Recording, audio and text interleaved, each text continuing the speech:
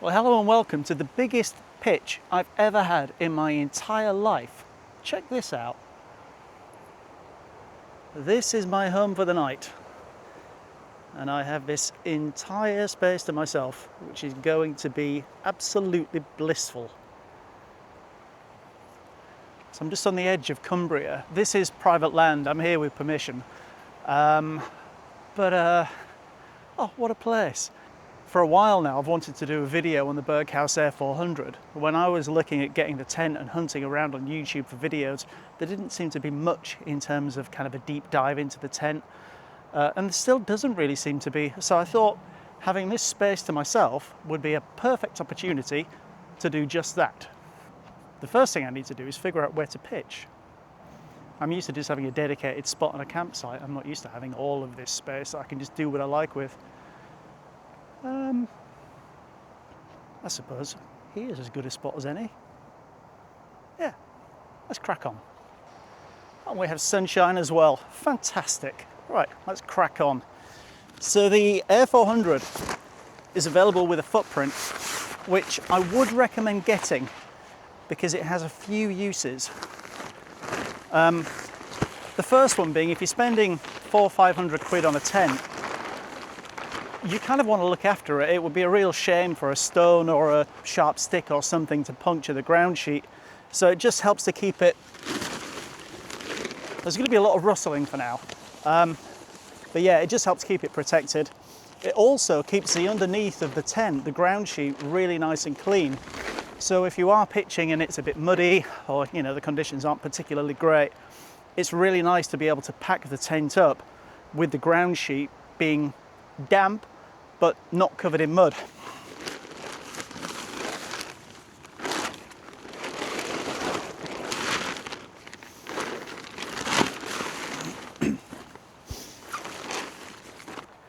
Another thing that's really handy as well is if you have other things to set up like gazebos or anything like that, having the footprint out gives a really good idea of where the tent's going to sit. So it does make kind of laying stuff out quite a bit easier. Once this is laid out, all we do then is just peg the 6 points around it.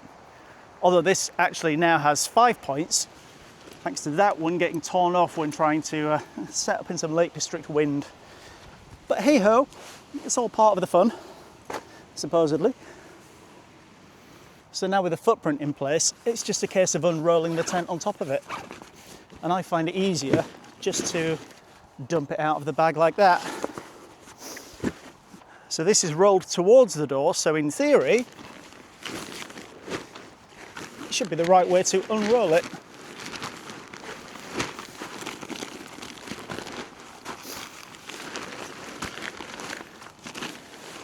And then just open it up. This tent hasn't actually been out this year so far. This is the first outing for it, which is quite unusual. I've had it for 2 years. And normally it's out by kind of March time. But hey, better late than never. I don't really need to bring this tent on this trip. I'm only here for one night. But because I haven't used it so far this year, and it's been a few months since I did last use it, I just want to give it a check. Me and a friend are going camping in it next week. We're both in here, so to avoid disasters, I just want to check everything's all right. I'm sure it will be. So the first step in actually pitching the tent is to get these bad boys in. So the tent is supplied with 4 of these big chunky plastic pegs, and we just peg these in the 4 points around the main kind of square of the tent.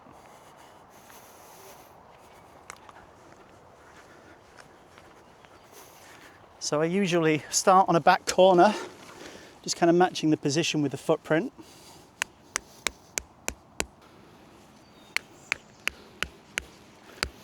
And then these 2 corners just before it starts to taper into the little porch area at the front.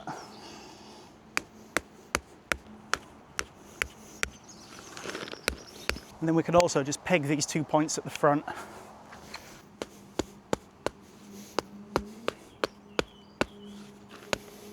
And that is all you need to do before you start actually inflating it. It's that quick and easy. So let's do that bit next. So let's just have a quick look at how it's actually inflated. The tent is supplied with a pump. This is actually the pump I use with my inflatable kayak. I just find it easier to just have one pump for everything. But there's nothing wrong with the one that's supplied with the tent. That's absolutely fine. So these fittings are these kind of bayonet twist and lock kind of things. Just something to look out for. When you pack the tent away, obviously you will let the air out of it before packing it down. So by default, these valves will be in the open position, where that little center part is in its most inner kind of position. Just make sure to click that out so the valve's closed. And then these quite simply twist and lock, and then you just start pumping. So if memory serves me correctly, I should really have checked this before I started, but if memory serves me correctly, Berghaus recommend about 5.5 psi, something like that. I generally do it to around there and it seems to work fine.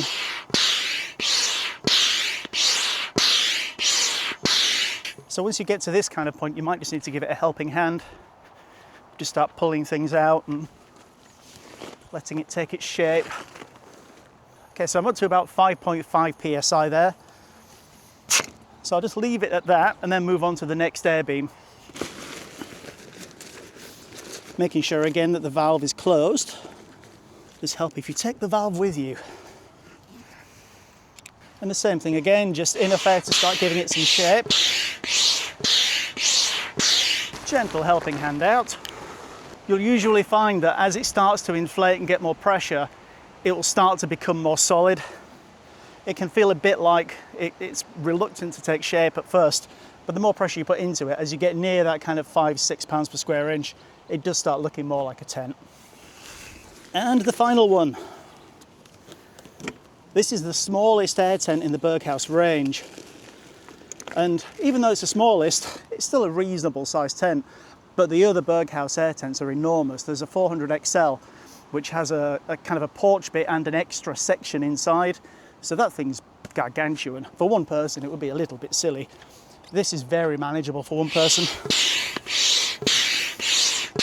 If anybody's ever seen Phoenix Nights, I do get Sammy Snake vibes whenever this thing pops up. If you know, you know. And then the final part that needs air is just this canopy over the entrance, over the side entrance. There are 2 doors on this, which is really nice. This is a different valve. This isn't a bayonet one. So it just involves a little change. And this doesn't need much air at all, only about 1.5 to 2 psi. So a quick couple of blasts. And it's done. It's actually at 3 psi. But there we go. I've been recording so far for 18 minutes, and that's involved a lot of stopping and messing about with the camera and changing positions and stuff. But even just in 18 minutes with all that stopping, that's the tent essentially up. The only thing to do now is just to peg these points out. At that point on the back, and again these 2 points down the side, and then guide the thing out. But essentially that's it. It is super easy for one person to pitch. Just before I do guide everything, I've got the wrong thing on there, what an idiot. Just before I do guide everything out, I'm just going to do one final check on the pressure in these air beams. So that's up to 5. I'll leave it at that. It's solid enough. And then just be sure to put the valve covers on afterwards. And there we go, 5 psi all round. Let's get those final pegs in and get these guy ropes out.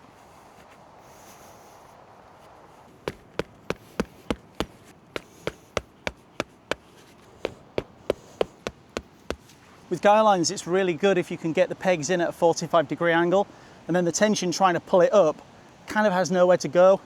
It's much more stable than just trying to hammer the peg straight into the ground, where a gust of wind can just tear it straight back out again. The ground is slightly uneven here, but I'm not too worried about that. Done. That is it. It's that simple. I've just recorded this in one take. I haven't been stopping the camera. and I'm currently at 28.5 minutes. So including lots of messing about with the camera, that's all it's taken, which I don't think is too bad. There's a little bit flappy back there just with this uneven ground, but again, I'm not too worried about that. If the weather looked horrendous and it looked like we were in for torrential rain, I might try and do something about it. But I'm sure we'll be fine. I may just pull that point out later. But yeah, super, super easy. And if we have a quick look inside, this is a really nice space. For one person, it's a fairly enormous space. But I've done many camps in this tent with 2 people, and it's just great.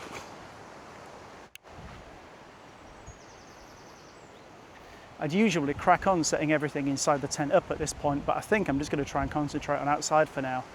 I do want a fire tonight. The wind's blowing through this way, so I might set up a windbreak over there. This is the Berghaus wind stop, which is quite fiddly to put up, but it is very, very good once it actually is up.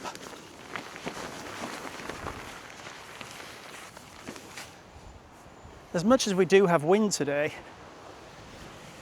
it was due to be soggy and damp and horrible pretty much all day. So, yeah, I'll take a bit of wind. Of course, I have just cursed it now, and it's probably going to go horrible, but at least I have somewhere to hide if it does. Once the poles are in, it's quite easy to kind of move around to where you want it to be. I do want to try and keep it away from the tent, because the last thing I want is red hot embers blowing over and putting big holes in it. So I quite like a little fire area kind of over here somewhere. And this is the fun bit, trying to get the thing to stand up. There are peg points at the base of each pole, but probably not really needed because the pole will dig in. This is where ideally you need 2 people. But I am just on my lonesome, which is fine because I like that.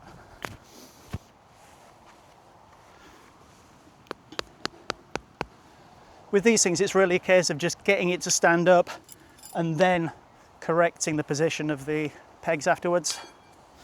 Just trying not to drop them like I just did, because I'm an idiot. In a way, the wind can actually help. Once you get one side of it up like that, if the wind's blowing on it, it can give a little bit of resistance to use as you're setting it up.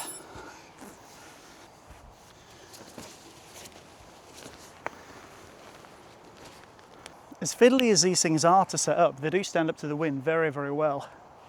Which you would hope for something that's sole purpose in life is to stand up to the wind. But they do work really, really well. Yeah, I've had them out in some fairly horrendous conditions. In fact, one time in the Lake District, the wind was so bad it actually bent the poles. But the actual thing structurally stayed solid, which was quite remarkable. The poles did bend back, so it wasn't too bad. The camera's actually reset, so I'm not sure how long I've been filming for. But this is what we have now. A nice little sheltered spot. Right. I suppose I better get some other stuff set up. I'm just going to get the inside of the tent set up now, just get the sleep system, get everything in there done, and then I can zip that up and just leave it until it's needed. It's only 2:45, so once I'm done, I should have plenty of time just to sit and relax. Another really nice accessory you can get for the tent is the carpet, which makes a huge difference. I'd never really thought of having a carpet in a tent until I got one this big. But the difference it makes is huge. It's so nice just having carpet underfoot rather than a cold plastic ground sheet. Just getting the final few bits set up now, really. This is my off-grid rig, my off-grid power rig. I will do a separate video on this. I almost thought of kind of incorporating this into today's video, but it's quite a big subject all on its own. So I will do a separate video on that. But this is fantastic. It means I can sit in the middle of this field, miles away from any mains, and run that, which is really quite cool. So yeah, I'm just going to get this set up and then sit down and relax.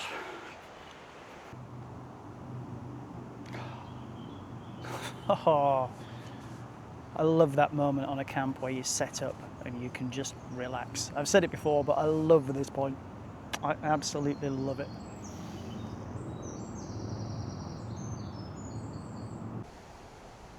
It's remarkable how little energy some things take. So my Nespresso machine here, when the heating element's on, pulls something like 1100 watts in quite short bursts, but it's still a reasonable amount of power. You know, it's a third of what a standard household 13 amp socket can supply. But that coffee has only taken 27 watt hours, or it's only used 27 watt hours of energy, which really isn't that much when you consider the battery in this thing, which is my iPhone 17 Pro Max. I'm just giving a preview of all of the apps on that page there. The battery in this is something like 20 watt hours, something like that. So when you consider making 3 shots of coffee with a mains powered coffee machine, it's only taken a bit more than the capacity of an iPhone. It's not bad. And it also means that energy doesn't take too long to generate back on those things. What I should really do is eat, because I've just realised I've hardly eaten anything since this morning, and I've been on the go for about 8 hours. So I should probably eat something. I do have a selection of food, from southern fried chicken I can do in the air fryer because I have power, and I've got some burgers, and I can do some fajitas as well, and I've got Huel if I really need it. I could really do with getting some food on. Let's do that. One of the joys of having electric is I can use my little George Foreman grill, but just for ease, I think I'm going to go with gas. The flies here are very interested in my white table, which is a bit unfortunate, but never mind. Burgers are pretty good camping food, it has to be said.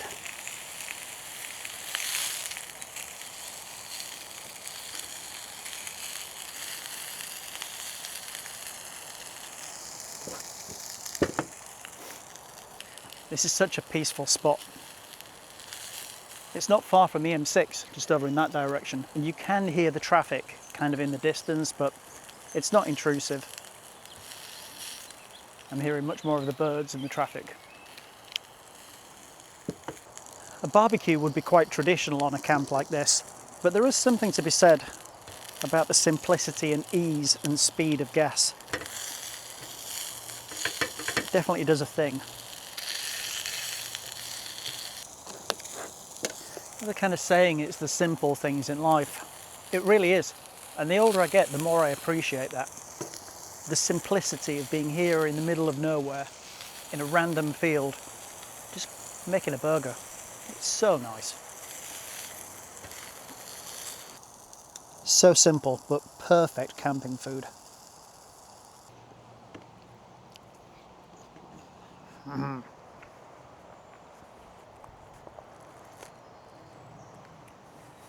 Mm-hmm.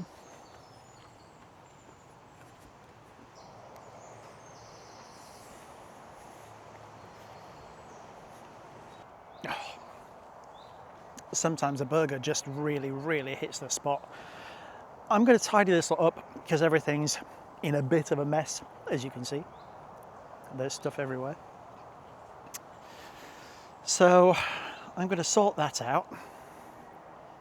Then have a look at this thing. I was just going to move my solar panels, and I have a small furry friend on here. Hello, mate.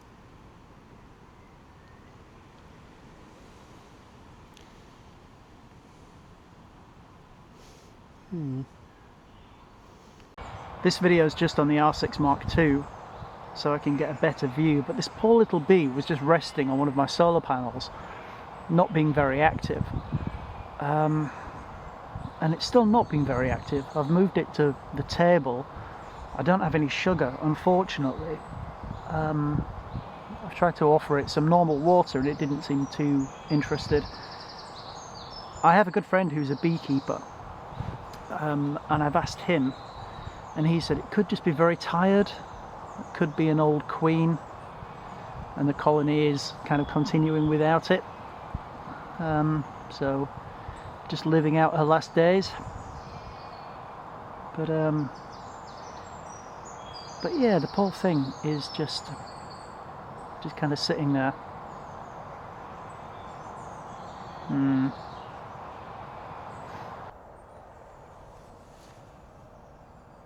Poor bee, still there.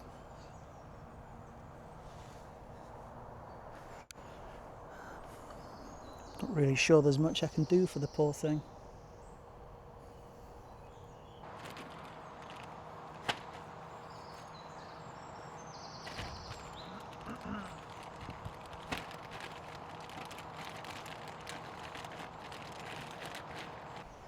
I've just thrown these solar panels across to the other side of my little site here, just so they're more in line for the sun in the morning, which is going to kind of appear over there.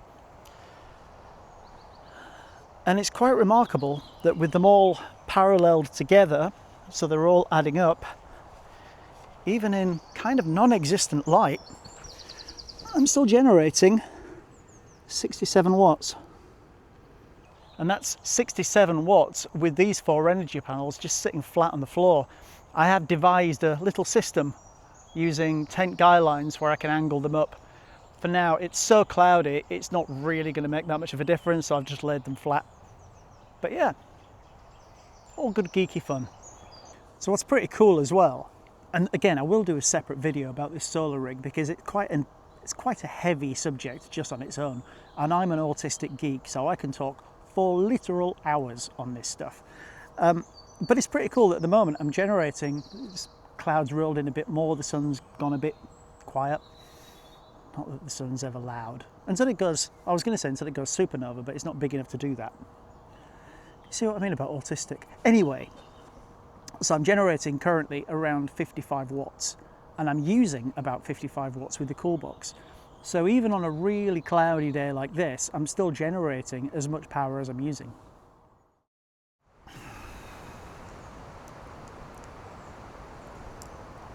Just bliss. The bee flew off. I've just noticed she's flown off. I did wonder if she fell off the side of the table, but I've had a good look around and she's not there. So she's flown off, thankfully.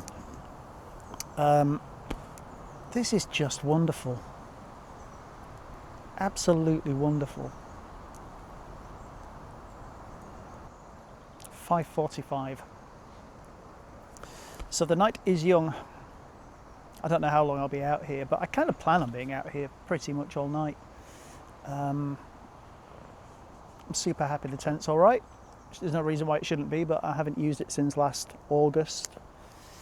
So it's nice to see that up and see everything in good working order, ready for next week. There's not a lot else to say really. I'm just sitting, relaxing, and it's just nice. It's so nice.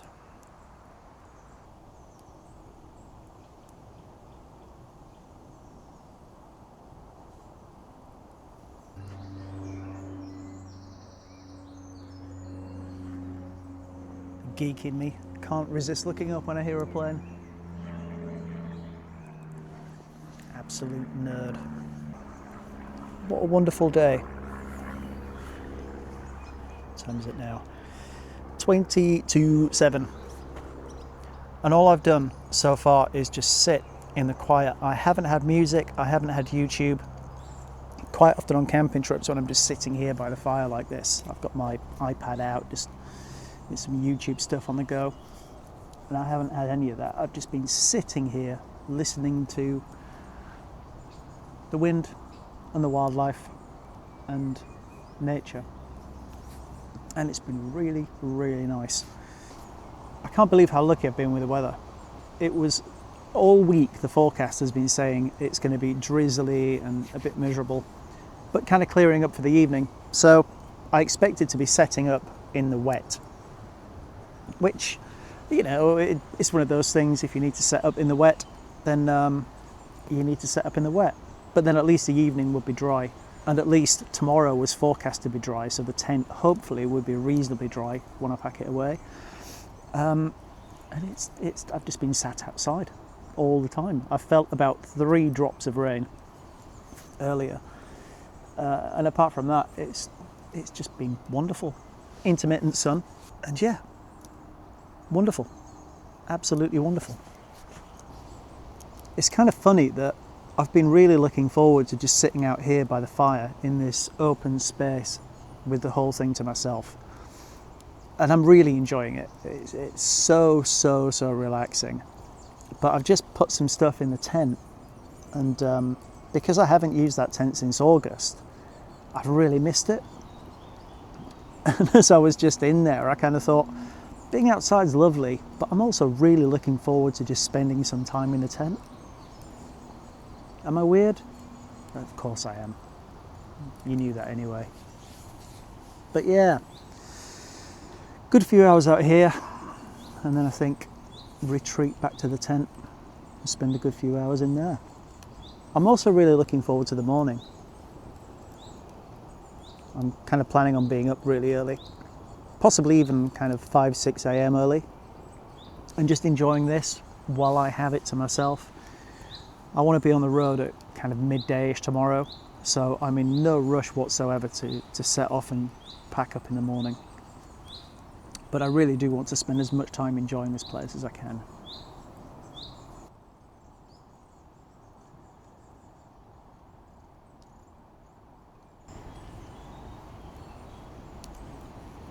Just going to have a kind of deep thought for a second, which might be a bit rambly, but it's just struck me as I'm sitting here how lucky I am to be able to do this, and how lucky we are in this country to be able to do this. There are so many things going on in the world, which I don't want to delve too much into, because this is all about getting away from those things and having a bit of escapism from it.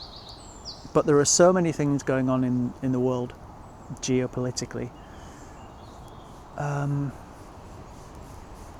where people can't do this. You know, I'm thinking about what to eat next. I'm not worried about not being able to eat. I'm not worried about the power going out. I'm not worried about my friends or family being killed in a bomb explosion. We need to treasure every single second we spend like this. Every second we spend out in nature doing our own thing. Every second we spend safe and comfortable, either on our own or with people we love. We need to cherish it, and we need to genuinely cherish and savour every single second we spend doing those things. There are an awful lot of people around the world who don't have that, and the world isn't getting any better, frankly, either geopolitically or in terms of the climate. Everything is kind of doing that, and I don't know how long I'm going to be able to do this. I don't know how long we're going to be able to do this. Just enjoy it. That's all I'm saying. When you get out and spend time doing stuff like this, whatever it is you do and love, however you get your fulfillment, your personal enjoyment, your relaxation, whatever makes you feel at peace, just enjoy it. Yeah, right. I'm going to stop being deep now and go back to talking nonsense.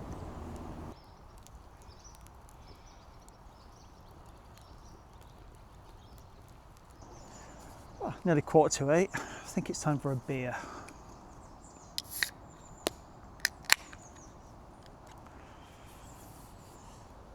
Non-alcoholic, as I don't drink anymore. But these are actually really good, and it just feels like having a beer. So really, why bother with the real thing?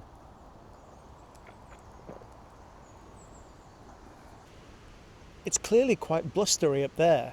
This site is actually quite sheltered. So even though the wind is coming from that direction, I don't know if it's hitting a hill down there or something and being deflected up. But I'm quite sheltered here while it's blowing about a bit up there. Check out the blue sky.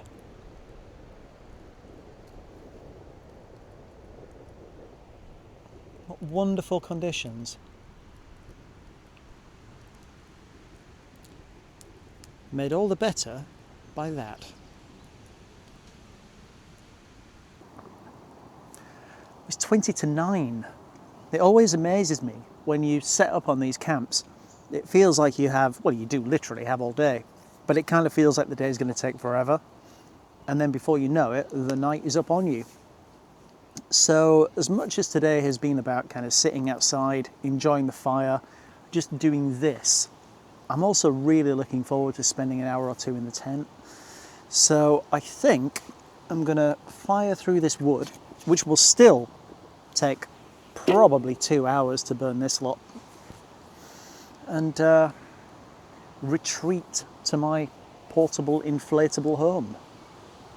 What a wonderful way to spend time.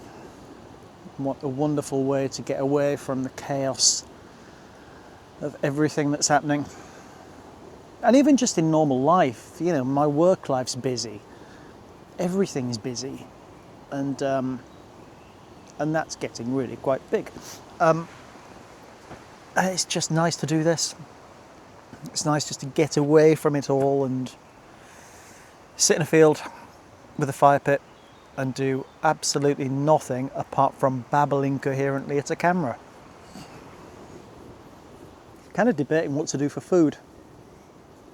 I don't think I'll be doing the fajitas tonight, but I think I might get the air fryer cranked up in there and get some southern fried chicken on the go.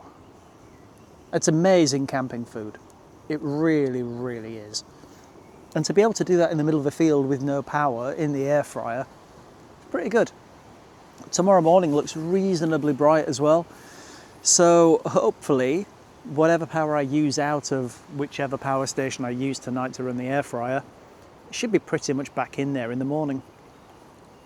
I have 2 1 kilowatt hour power stations with me as well, and a little halogen heater, which it's got 2 settings, it's got 2 bars, and running 1 bar, it only uses about 350 watts.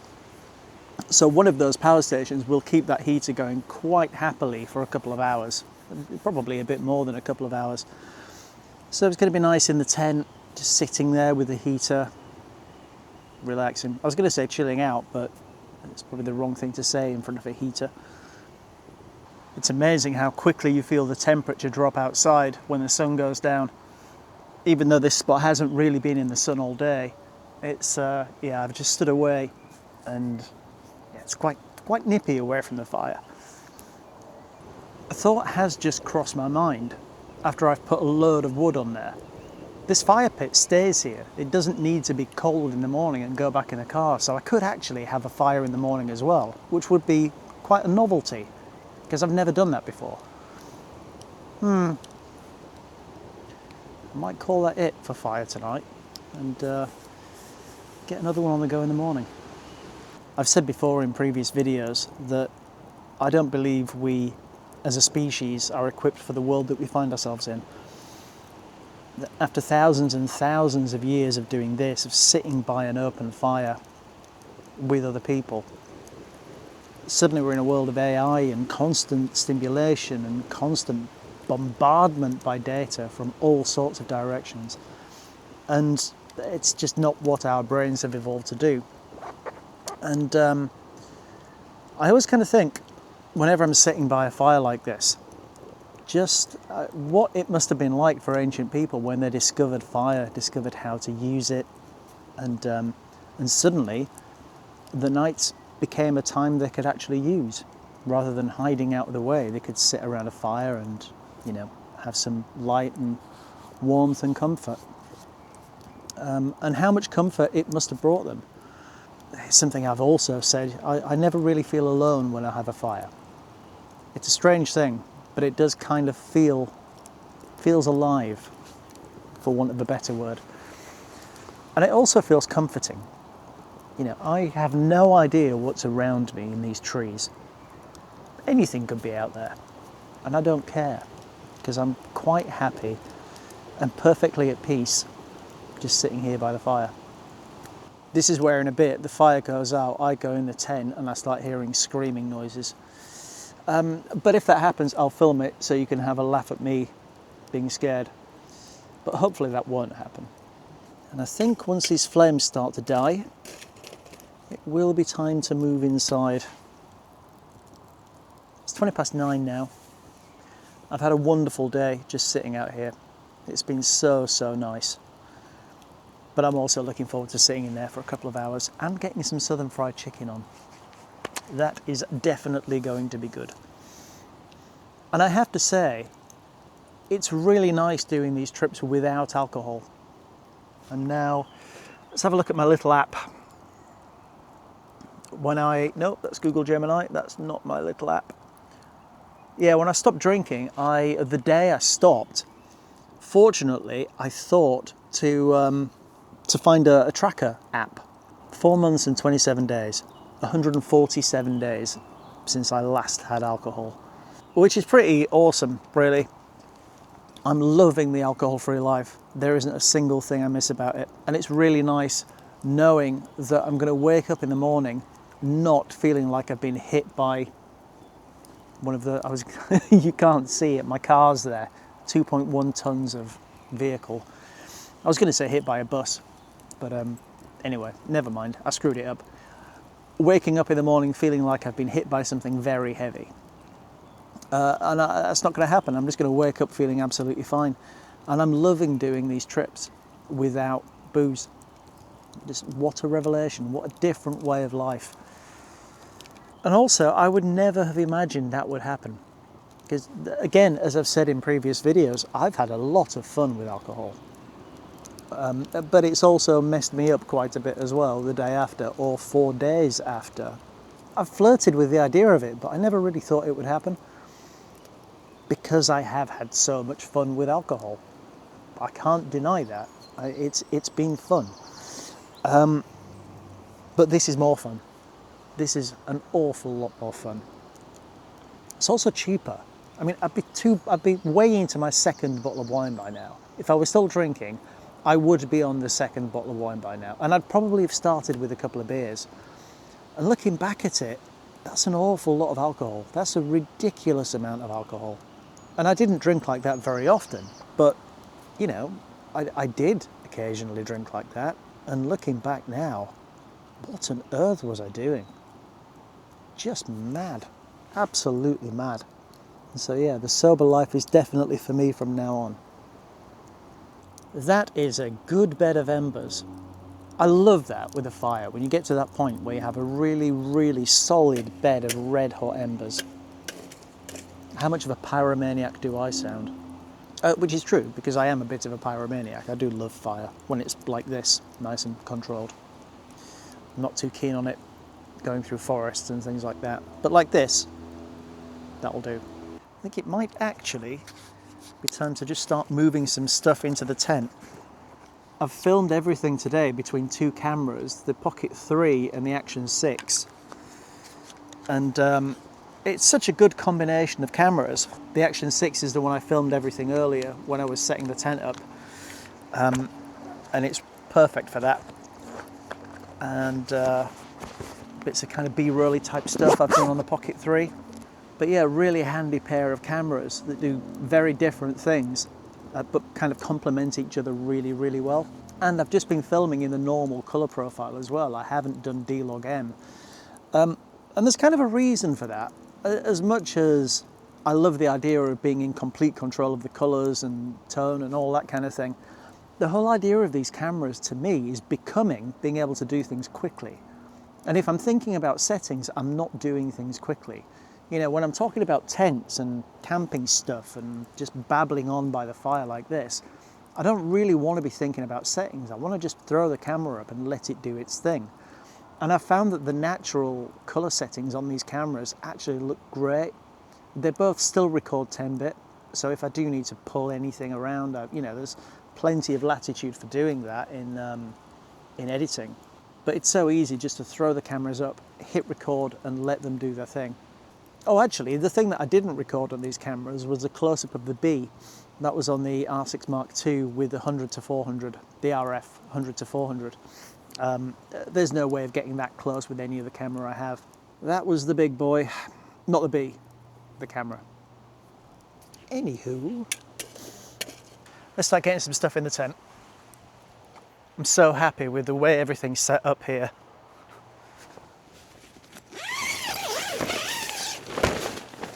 Everything in there is a bit of a mess because I've just thrown stuff in, but I will give it a tidy when I get in there.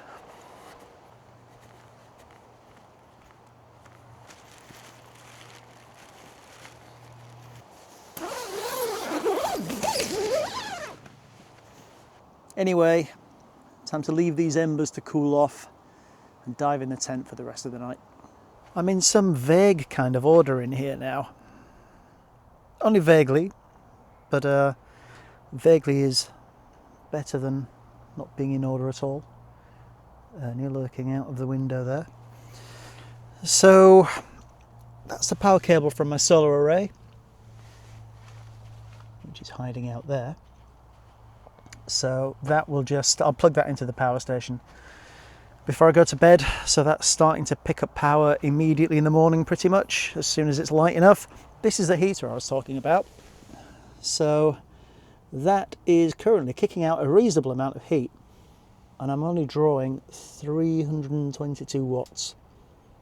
So from that power station at 100%, that will give me the best part of 3 hours of heat there. I then have the Anker 555, which again is a kilowatt, pretty much a kilowatt hour. That's at 100%. And this little one down here, the little Anker C300, this one, at 95. So all in all, I have a reasonable amount of power. And I have this little thing as well, which is at 100. So I've pulled bits of power out of that and that and that today, and they're all still at 100%. Well, that's at 95, but that's not going to take long to charge up in the morning once the light appears. The joys of off-grid. By the way, I will go through the inside of the tent tomorrow. I was so eager earlier just to get the thing set up and just enjoy myself out there that I didn't really go through much in here. So I'll give you a good run through of things like windows and, mesh, bug nets and all that kind of thing tomorrow, just so you've got a good idea of the inside of the tent as well, the features it has and all of that kind of stuff. All right, I've waited as long as I can wait. Let's get some chicken on the go.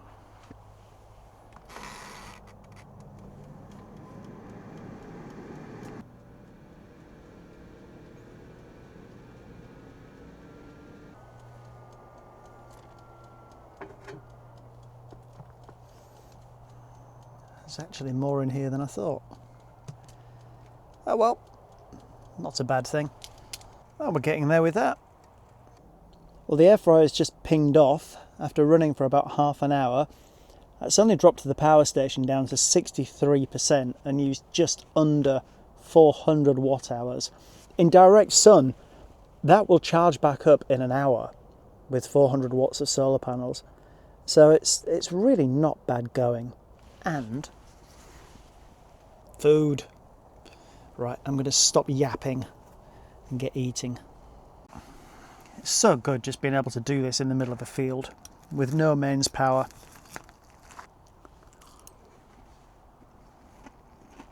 So simple, but it just hits the spot. I'm going to crack on with this. I'll be back in a bit. I really enjoyed that. That properly hit the spot. 10 to 11. So we're getting on a bit in the evening. I do quite want a relatively early night because I do want to be up early in the morning and just make the most of this wonderful spot that I have. But I've had a really, really nice night. It's been wonderful out there, spending the day out there, and then just to spend a bit of time in the tent. It's really, really nice. I'm just seeing if I can see my breath. When I came in here, and I was just cooking the chicken, it didn't feel cold, but I could see my breath really clearly. So now the food's done and the air fryer's off, I've just put the heater on, just on that low setting, just to nudge the temperature up a couple of degrees, and it's working really, really well. In fact, I'll show you down there. So there is said heater, just on its low setting. Currently pulling 322 watts, and in total, my total mains power usage so far has been just under half a kilowatt hour, which for what I've done really isn't that much, and that will charge, as I say, in good light tomorrow. I'll have that back in just over an hour, and even in not so great light, I'll have it back in a few hours. Although obviously I'm heading back tomorrow anyway, so I'm not going to need to do that much apart from make coffee, although I might have those other bits of chicken in the morning. But I've got another power station that is still at 100%, that's the same capacity pretty much as the one you've just seen. So I've got oodles of power. I'm not going to run out of power. I think that's probably about it for tonight. I'm just going to kind of wind down. I will just stick my head out the door and have a look at what the sky's doing. And if it really is kind of proper clear night skies with very little or no real light pollution, then I'm going to have to jump out there with a camera for a bit and see what I can get. And if I do that, I'll do something, I'll let you know. But other than that, I think I'll just see you at some point in the morning. I'll see you then. Well, good morning, and what a morning it is. It's absolutely beautiful. I stayed in bed quite a lot later than I expected. I wasn't up at all at kind of 5, 6 this morning. I was awake, but I've been absolutely knackered because I've basically never stopped. So I've just lazed in bed until about 7:30. So I've been up for about an hour, and just look at this. Blue sky and sunshine. So I'm just reconfiguring these panels, kind of putting them up in what I would call the proper way to get the most out of them rather than just throwing them up. So I'm going to do that while drinking my morning coffee, and then I'm going to think about food.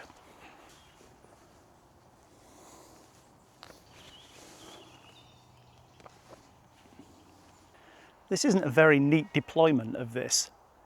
It's usually, usually the panels sit at the same distance, but I haven't really used this setup since probably the middle of last year, because the weather's been so bad. I've just been doing mostly, let's turn you around, mostly doing pod camps, which means I've had mains power, so I haven't used this off-grid rig. So I do need to spend a bit of time just getting everything sorted again. And as I said yesterday, I will do a full video on the solar stuff because it's a huge topic on its own.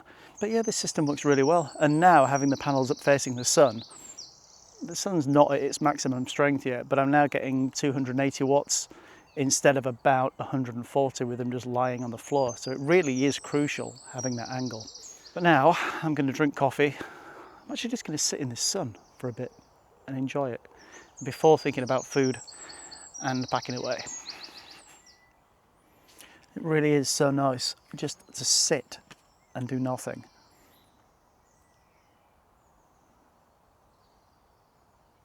So calm. It's wonderful when the wind dies down. You get these mornings where it's a clear blue sky, there's no wind, and you can just hear nature. The morning chorus of the birds this morning was quite impressive. It was super nice, just laid there in bed, hearing everything going on.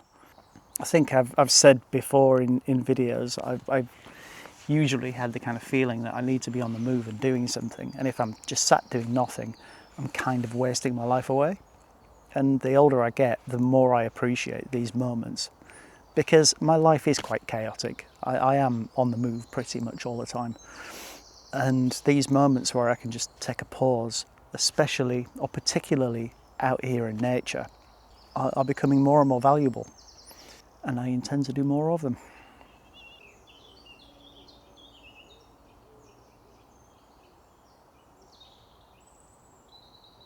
I'm actually going to stay a bit later. I originally wanted to be on the road back home at kind of midday-ish, but because I haven't really had much of a morning, i.e. I stayed in bed being lazy, I'm just going to stay here a bit later and enjoy this peace and solitude in nature for a bit longer. So I might kind of stay until 3ish, maybe 4, which means I have hours yet just to sit and enjoy this beautiful peace and quiet. I'm just packing a few bits away now. There's hours before I need to even think about leaving, but I'm kind of thinking if I can get chunks of it packed down now, I can really just properly sit and chill. So there's no wind at the moment, so I'm starting with this wind stop. This thing is a bit of a nightmare to pack away when it's actually windy. But in conditions like today, it's really not that bad. Although I am taking half the field with me. And a fly. Go away. Go find your own wind stop. There's a fly here. Every time I roll a bit in, it jumps further like that. He's there. Oh, no, he's gone. There we go.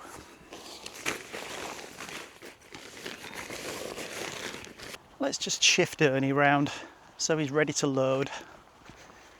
Slightly mindful, I have a tree behind me.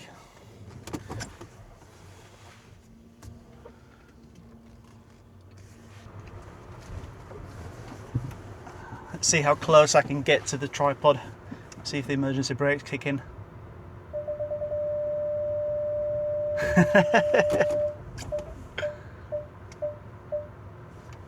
Nudge. Actually, I don't really want to be here. I want to be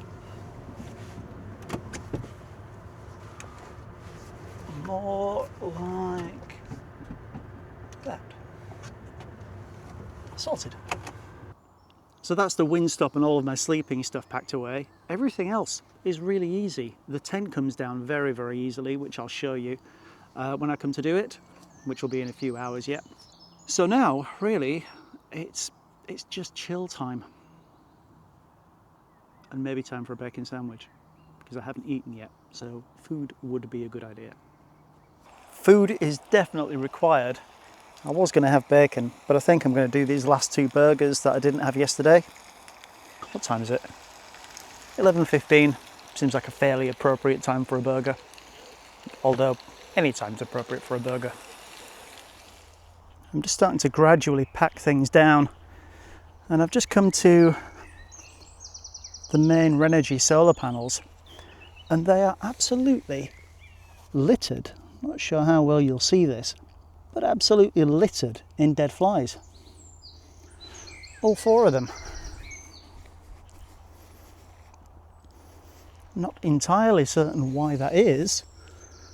I'm not sure if they've landed on it and it's been too warm and they've expired as a result. But yeah, how strange. I'm pretty much packed away now, so this is probably a good time to have another little dive into this thing. So, as you can see, as you can see, there's something quite interesting there. I am so easily distracted. The joys of autism. So, 2 nice big doors, and each of these doors does have a mesh kind of fly screen as well. So you can have the main door open and just keep all the bugs out. This little fella here has clearly made his way in. All of the windows have shades as well. Shades, blinds, whatever you want to call them. So these do, quite difficult to do one-handed. The same applies at the bottom as well. It just pops off of a toggle. And these do roll back, so you can have those nice and open. So 2 nice big windows at the front. There's a big window in this door as well when that's closed, and again that does have a shutter over it should you wish to have a bit of privacy. Nice big window on this side, and again this just attaches with toggles, so that's all nice and easy. Nice big sleeping compartment with 2 doors. When the tent's supplied, when you get the thing from new, there's a screen in the middle that kind of separates it off into 2 compartments. The first thing I did was take that out because it's only me and a friend at the most who's ever in here. So having it all open works perfectly fine. The top of the 2 doors, this door here is exactly the same. The top of the 2 doors has an option to either zip fully closed for that full blackout thing, or open up, and again you've just got a kind of fly screen insect mesh type thing. Nice big vent at the back. So again, if you want to have darkness, you can, it's just on these usual Velcro support type things. You can take those off and just close that should you wish. What else can I show you? So down here, which I'll close for now, this is the cable entry port. So you can, if you're on a site with mains electric, you can throw your power in there, or solar in my case. What else do we have? A little mounting spot up here for a light. These are quite cool. There's a little, you can make little Velcro loops here, so you can run either a power cable or lights or whatever you like over there. You can attach something. Sleeping compartment, of course, does come out. It's just on the usual kind of toggles. I've never had it out. I never really feel the need to take it out. It packs down perfectly fine with that in place. Other than that, it's just a really, really nice thing. So as you saw yesterday, it goes up very, very easily, and it comes down just as easily as well. It's basically a case of taking the pegs out of the guy lines, doing the reverse of the pegs along the base, so just leave the 4 corners in, and then once all the pegs are out, just let the air out of the thing and let it fall. First thing to do is get that carpet in. Just another quick thing I've remembered as well. On the front of the sleeping compartment, there are lots of very handy little pockets. And there are pockets inside there as well. Actually, let's show those. Nice decent sized pockets there. So yes, places to shove things, which is always good. So now everything's out, the carpet's packed away, and we're ready to basically just let the air out of the thing and let it fall. One key thing to bear in mind is to keep doors open. So including the sleeping compartment, keep that open, keep these doors open, or one of the doors at least, because then the air will flow out of it quite nicely when you're trying to pack it down, and there won't be a suction effect when you're holding it together when you try and put it back up again. And all we do now is take the pegs out of it. Try not to lose them in the process. So the only pegs remaining are those 4 big main corners that we put in first yesterday. So now we just let the air out of it. Remembering this canopy, it's quite easy to forget this and just go straight for the main air beams. And then you run into all sorts of problems when you try and pack the thing down. It does make quite a racket when you hit the valve. But here goes.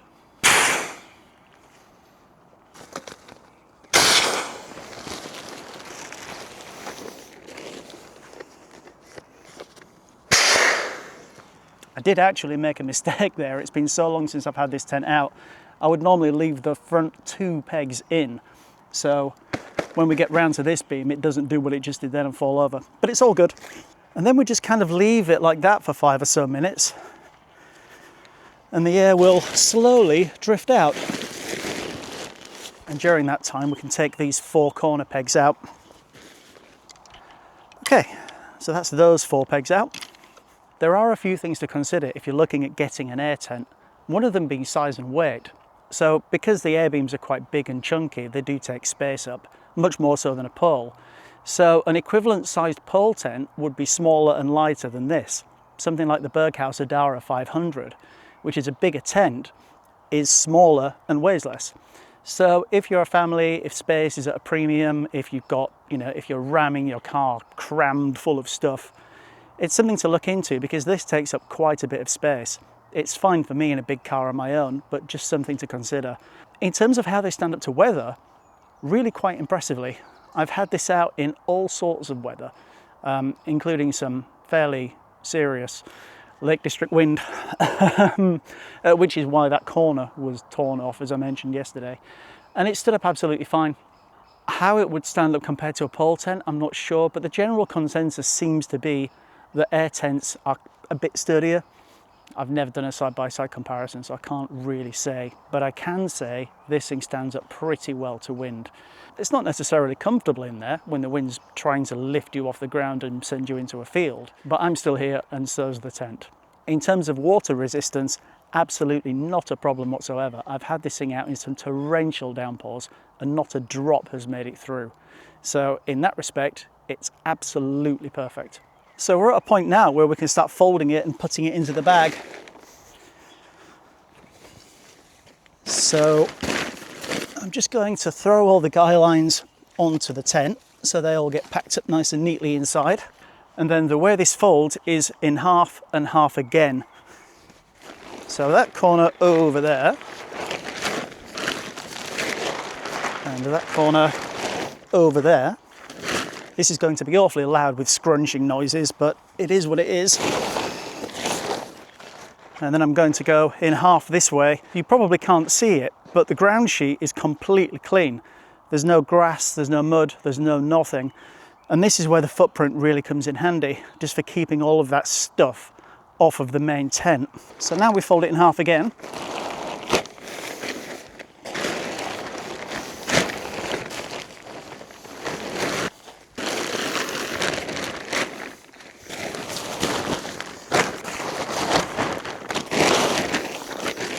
Because of the size of this, it does take a little bit of time just to get it folded neatly, but it's fine. Once you've got it like this, it rolls up pretty easily.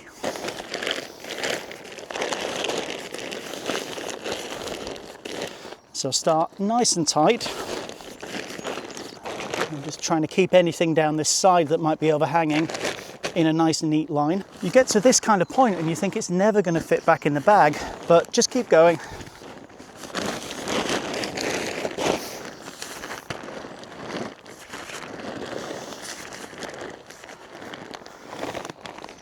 And now the moment of truth. Have I screwed it up or not?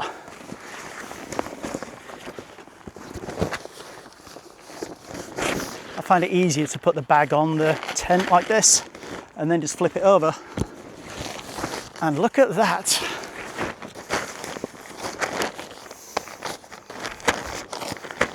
Perfect. So that's the pegs in there as well. And as you can see, even not being hugely careful packing it away, it's fit back in the bag really comfortably. Some tent manufacturers are terrible for making bags so small that the tent only ever fits in when it's brand new. Eurohike are terrible for this. Eurohike, come on, get your act together. This is how you do a tent bag. Loads of space, really good material, but I mean, you're paying for it. It's not a cheap tent. However, this is how you do it. My Eurohike Shadow 350 has only ever fit back in the bag once. I've never been able to do it again. Funnily enough, I find the footprint more awkward to pack down and get in the bag than the actual tent. I've got no idea why. It's kind of fluke for me whether I get the thing back in the bag or not. I mean, it always goes back in the bag. It just overhangs a little bit sometimes. This is another one of those things that's a bit of a nightmare to pack away in the wind. You have to kind of peg corners of it and use the wind to blow it and fold it into the wind. It's a bit of a nightmare, but hey, it is what it is. This will probably overhang the bag a little bit, but it's back out in 3 days, so I don't really mind. There are some splodges of mud underneath this footprint, which would have been on the tent otherwise. Oh, that's not bad. It's one of my better efforts. I'll just show you what I mean about the size of the tent when it's in the car. So that's pretty much taking up an entire seat. It does fit in okay, but if you're tight on space, it might not be the most ideal thing to try. If you have lots of space, it's perfect. And just like that, I'm packed up and it's time to go. I've had a really wonderful weekend. The solitude here and just being amongst nature has been absolutely wonderful and very much needed. And I will be back to this spot. I am back out camping for 2 nights next week with a friend up at the top of the Yorkshire Dales, which I'm very much looking forward to. So fortunately, it's not long until I'm back out, but I'm definitely a bit sad to be leaving this place. I hope some of the tent stuff was of some use. Any questions, feel free to drop them in the comments. I will get back to you. As I mentioned, I will do a dedicated video on all the solar stuff as well. A, because I'm a nerd, and B, it might be of some use to somebody if you are looking at putting a little off-grid system together for camping.